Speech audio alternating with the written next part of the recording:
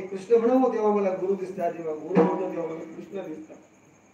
ही भेददृष्टी आपली आहे, महात्म्यांचा दृष्ट असत. आणि म्हणून देवा तुला मी मागतोय, ज्ञानेश्वर महाराज सांगतात की बाबांनो, हे देवा परिमळाची धाव, ज्याप्रमाणे परिमळाच्या धावेने ओढीने तो भ्रमर धावत येतो, तैसी तुझी गोडी लागो मर.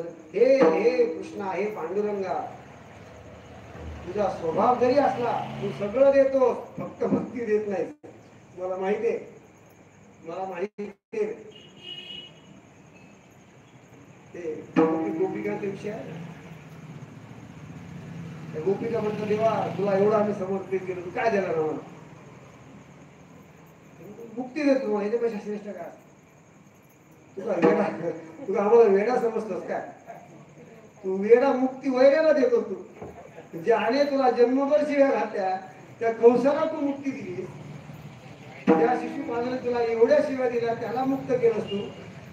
आम्ही जन्मभर तुझ्याकरता रडायचं, जन्मभर तुझ्याकरता प्रपंचाचा त्याग करायचा, जन्मभर साधू सेवा करायची, जन्मभर निष्ठा कायम ठेवून प्रपंचाचा विचित्रपणा निर्माण करायचा, उद्ध्वस्त करायचं, तुझी भक्ती करायची.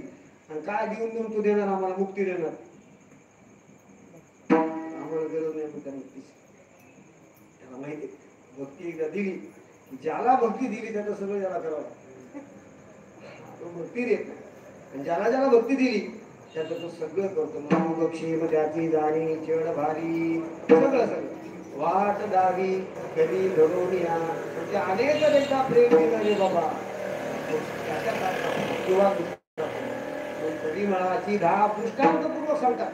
कारण त्या भ्रमरामध्ये असं सामर्थ्य आहे, तो त्या कमलिनीच्या मुद्दाम गेल्यानंतर स्वतः त्या मृत्यूचाही विचार करत साध्य मात्र प्राप्त करून घेतो.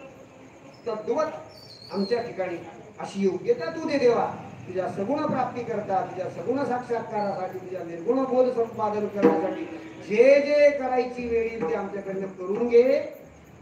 ही आमच्यामध्ये अंगदट सामर्थ्य दे. ते दृष्टांताने सांगतात, परिमळाची धाव भ्रमर ओढी तैसी तुझी गोडी लागो मज. आणि पुढे मला सांगतात की हे पांडुरंगा, तुझ्या भक्तीच्या ज्या आम्ही तुझ्याकडे जी करुणा भागतो आहे त्याचं कारण त्याच्यासारखं अवीट या जगात दुसरं कोणी नाही.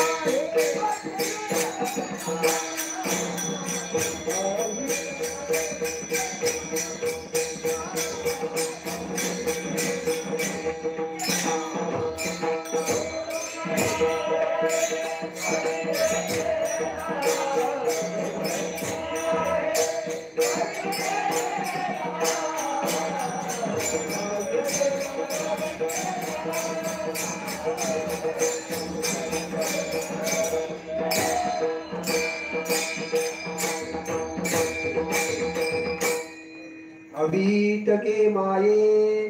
ज्ञानेश्वर महाराजांच्या अभंगाचा विचार केला ना तर स्त्री रूपातले माऊलीचे अभंग जास्त. एवढा मोठा ज्ञानी महात्मा पांडुरंगाला पाहिल्याबरोबर ज्ञानात रमणारा महात्मा, निर्गुण बोधात रमलेला महात्मा, पण जेव्हा भावना चक्षुने त्या देवाकडे बघायला जातो ना, जेव्हा त्याच्या सौंदर्याकडे बघायला जातो ना तो, तेव्हा तो इतका विरघळतो, इतका विरघळतो, सगळ्यात तो इतका द्रवीभूततेला प्राप्त होतो, जणू तो गोपी भावालाच प्राप्त होतो. आणि कांतासक्तीच्या भक्तीच्या रूपातच तो रमलेला आहे. प्रचंड मोठा विस्तार आहे. भक्तीची 11 आसक्ती सांगितल्या आहेत ना भक्तीमध्ये, त्यामध्ये सगळ्यात जास्त